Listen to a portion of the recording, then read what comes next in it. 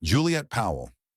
Juliet Powell was born on June 22, 1970, in Manhattan, New York, and moved to Montreal, Quebec at the age of 8. She made history in 1989 by becoming the first Black Canadian to be crowned Miss Canada, a title she earned through her participation in the pageant, motivated by a desire to challenge racial biases in beauty competitions. Powell later represented Canada at the Miss Universe 1989 pageant, further solidifying her place in Canadian history. After her reign, Powell transitioned into the media industry, beginning her career as a video jockey, VJ, at Musique Plus in 1992, where she hosted the weekly dance music show Bouge de la. In 1996, she moved to Toronto and joined Much Music, hosting the iconic live dance show Electric Circus and the French language program French Kiss. Her vibrant personality and engaging presence made her a beloved figure in Canadian television. Beyond her television career, Powell pursued higher education, earning a Bachelor of Arts in Sociology from Columbia University, graduating summa cum laude, and becoming a member of Phi Beta Kappa. She co-authored the book The AI Dilemma: 7 Principles for Responsible Technology in 2023, and served as a faculty member at New York University's Interactive Telecommunications program, teaching courses on media, technology, and ethics. Juliet Powell passed away on June 3, 2025, at the age of 54 in New York City due to complications from acute bacterial meningitis. Her unexpected death was a significant loss to the media and tech ethics communities, where she was recognized for her contributions to discussions on responsible technology and digital culture. Enzo Staiola. Enzo Staiola was born on December 3, 1939, in Rome, Italy. He gained international fame at a very young age for his unforgettable role in Vittorio De Sica's 1948 Italian classic film, Bicycle Thieves, also known as The Bicycle Thief in the U.S., which is often regarded as one of the greatest films in the history of cinema. Staiola was just 9 years old when he was cast to play the child of the main character, Antonio Ricci. His performance, despite his inexperience, was praised for its naturalistic portrayal of innocence and the hardships faced by the poor in post-war Italy. The film itself became a seminal piece in the development of Italian neorealism, a movement that sought to depict the everyday struggles of ordinary people in an honest, unsentimental manner. After his role in Bicycle Thieves, Staiola briefly continued to work in cinema, but eventually left the industry. He lived a quiet life away from the spotlight, working in various other fields. Enzo Staiola passed away on June 4, 2025, at the age of 85 in Italy. His cause of death was not immediately disclosed, but he will always be remembered for his poignant role in one of the most influential films of all time. Wayne Lewis. Wayne Lewis was born on July 1, 1956, and was known for being one of the founding members of the influential R&B group Atlantic Starr. Formed in 1976, the group initially gained recognition for their smooth blend of soul, funk, and pop, becoming a staple on the radio throughout the 1980s. Lewis was not only a talented keyboardist but also a key figure in shaping the group's sound. He contributed to some of their biggest hits, including the chart-topping ballad Always and other beloved tracks like Circles and Secret Lovers. Atlantic Starr became one of the most prominent R&B acts of the era, known for their lush arrangements and emotional depth in both their melodies and lyrics. Beyond his work with the band, Wayne Lewis was admired for his musical versatility, working on various projects throughout his career. Despite personal struggles and a few breaks from the limelight, his contributions to the music industry remain profound, and his work continues to influence modern R&B and pop artists.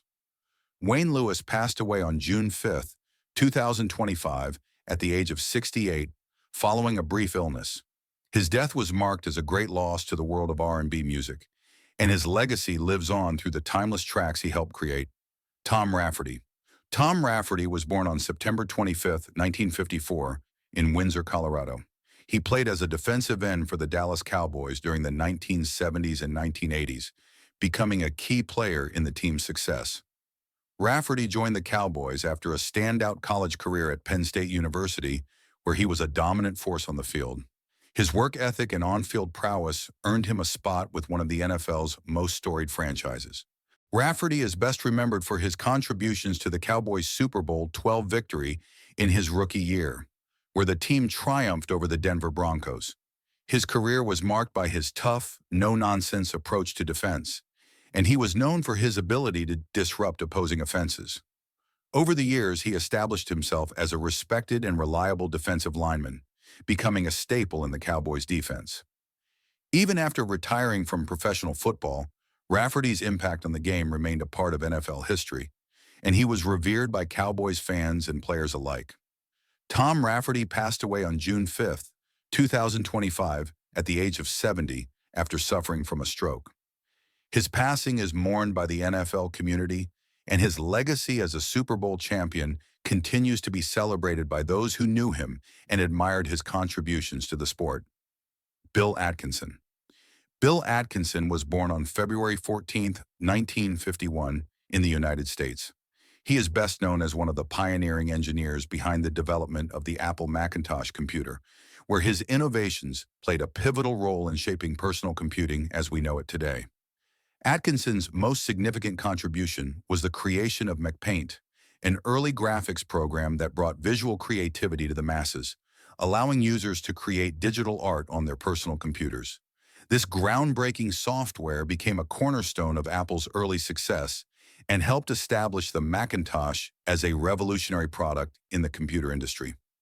Beyond MacPaint, Atkinson also contributed to the development of the HyperCard, an early multimedia software application that allowed users to create interactive applications without needing to write code. His work with Apple's graphical user interface, Memoriam, and other early Macintosh software set the foundation for modern computing, influencing future generations of engineers and designers. Bill Atkinson passed away on June 5, 2025, at the age of 74, after a battle with pancreatic cancer. His death is a significant loss to the tech world, as his contributions to personal computing continue to impact millions of users globally. Atkinson's legacy lives on through the innovations he helped bring to life. Chris Robinson. Chris Robinson was born on November 5, 1938, in West Palm Beach, Florida. He began his career in the late 1950s, making a name for himself in both film and television. Robinson's early film roles included parts in Birdman of Alcatraz, 1962, and The Young Savages, 1961.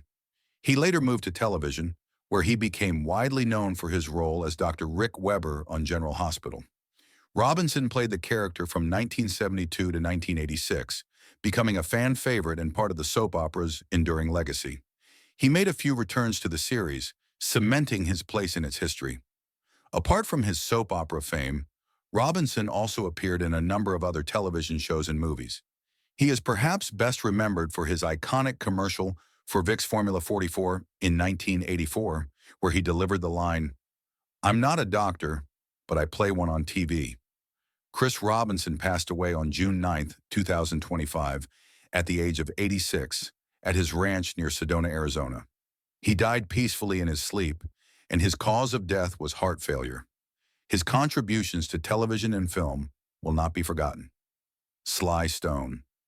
Sly Stone, born Sylvester Stewart on March 15, 1943, in Denton, Texas, was an iconic musician and songwriter who became one of the most influential figures in the development of funk music. As the frontman and mastermind behind the groundbreaking band Sly and the Family Stone, he revolutionized the music scene in the 1960s and 1970s. The band's innovative mix of funk, soul, rock, and psychedelia produced some of the most enduring hits of the era, such as Everyday People, Thank You, Falettinme, Be Myself Agin, Dance to the Music, and Family Affair. Sly and the Family Stone were known for their racially integrated lineup and blending of musical genres, setting a precedent for diversity in popular music.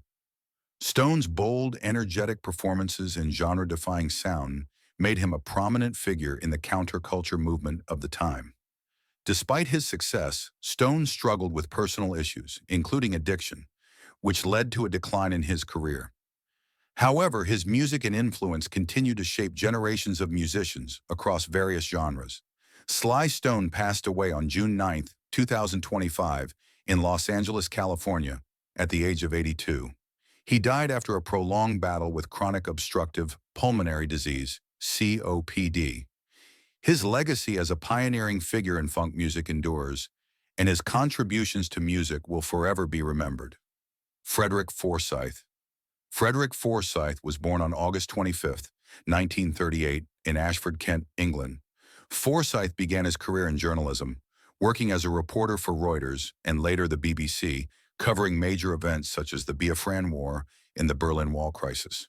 His time as a war correspondent provided him with the background to write his groundbreaking thriller, The Day of the Jackal, 1971, a novel that quickly became an international bestseller and was later adapted into a successful film.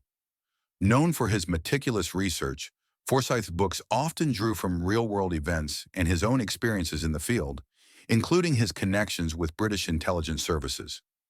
Following the success of his debut novel, Forsyth continued to produce best-selling works, including The Odessa File, 1972, The Dogs of War, 1974, and The Fourth Protocol, 1984, solidifying his place as one of the most prominent thriller writers of his generation. His novels often explored themes of espionage, political intrigue, and covert operations, and his storytelling style earned him acclaim and a dedicated global readership. Frederick Forsyth passed away on June 9, 2025, at the age of 86, at his home in Jordan's, Buckinghamshire, England. He died following a brief illness. Forsyth leaves behind a legacy as a master of political thrillers, with his works continuing to influence the genre for decades to come. Harris Yulin. Harris Yulin was born on November 5, 1937, in Los Angeles, California. He began his career in the early 1960s and quickly became known for his versatility across film, television, and theater.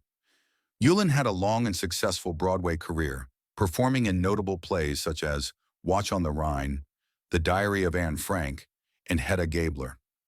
He also had a significant impact on theater as a director, earning accolades such as the Lucille Lortel Award for his direction of The Trip to Bountiful at Signature Theater in New York. In film, Yulin is best remembered for his role as Mel Bernstein, the corrupt cop in the classic crime film Scarface, 1983, and for his portrayal of Judge Stephen Wexler in Ghostbusters 2, 1989.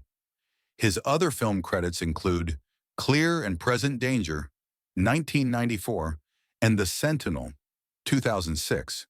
In television, Yulin had recurring roles on shows like Frasier, 24, Ozark, The X-Files, and Buffy the Vampire Slayer.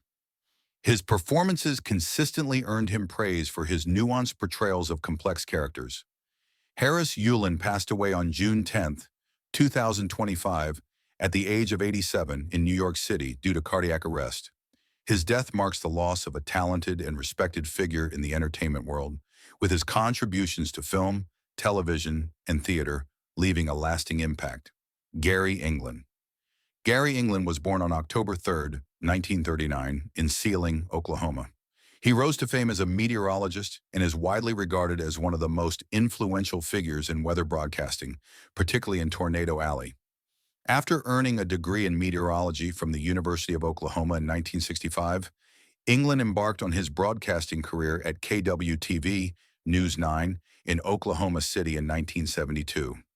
He became a trusted voice for severe weather coverage, known for his calm, authoritative presence. England was a pioneer in weather technology, being the first meteorologist to use Doppler radar for issuing tornado warnings and creating the first warning and storm tracker systems, which revolutionized how severe weather was communicated to the public. These innovations saved countless lives by providing viewers with timely and accurate alerts. He became a household name and was even featured in the 1996 film Twister, solidifying his place in popular culture.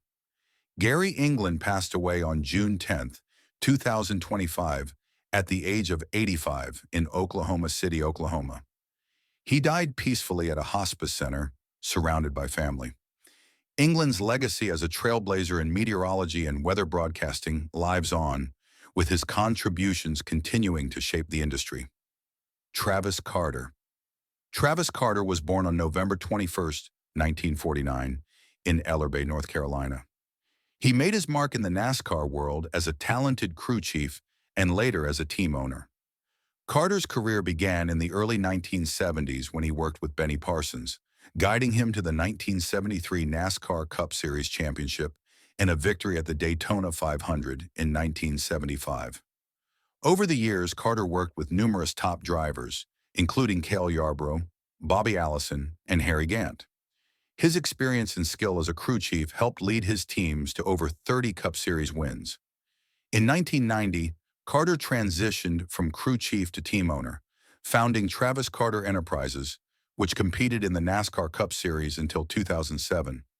Although the team never won a race, it secured 6 pole positions and 58 top 10 finishes in 493 starts. Carter's influence in NASCAR extended to his son, Matt Carter, who followed in his footsteps as a driver in the sport. Travis Carter passed away on June 10, 2025, at the age of 75, after a brief stay in hospice care in Denver, North Carolina. He died surrounded by his family. His contributions to the sport of NASCAR, both as a crew chief and team owner, have left a lasting legacy, and he is remembered as a respected figure in the racing community. Ananda Lewis. Ananda Lewis was born on March 21, 1973, in San Diego, California. She first gained national recognition in the 1990s as the host of BET's Teen Summit, where she provided a platform for young people to discuss pressing social issues. Her work with the show earned her critical acclaim, and she became a prominent voice for Black youth, addressing topics like relationships, education, and activism. Lewis's insightful interviews with celebrities and political figures, including Tupac Shakur and Hillary Clinton, earned her the NAACP Image Award for Outstanding Achievement in Youth Programming. In the late 1990s, Lewis moved to MTV, where she became a fixture as a host of Total Request Live and Hot Zone. Her on-screen presence and relatability won her a dedicated fan base. She later launched The Ananda Lewis Show in 2001 and worked as a correspondent for The Insider. In addition to her television career, she pursued carpentry and hosted the 2019 revival of While You Were Out on TLC. Ananda Lewis passed away on June 11, 2025, at the age of 52 in Los Angeles, California, after a prolonged battle with stage 4 breast cancer.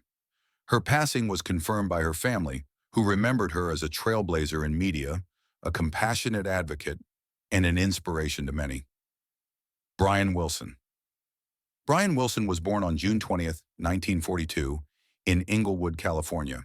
He is best known as the co-founder of the Beach Boys, a band that became synonymous with the sound of California pop in the 1960s. Wilson was the primary songwriter, producer, and one of the lead vocalists for the band, and he played a pivotal role in shaping their distinct sound, which blended intricate harmonies, innovative production techniques, and a deep connection to American culture. Some of the Beach Boys' most iconic songs, including Surfin' USA, I Get Around, California Girls, and the groundbreaking Good Vibrations, were written by Wilson. His 1966 album Pet Sounds is often hailed as one of the greatest albums of all time and remains a significant influence on modern pop and rock music. Wilson's career, however, was marred by personal struggles, including mental health issues and battles with addiction. He famously withdrew from performing live in the mid-1960s, instead focusing on studio work, which resulted in ambitious but unfinished projects like Smile, an album that would later be released in 2004. Brian Wilson passed away on June 11, 2025, at the age of 82, in Los Angeles, California.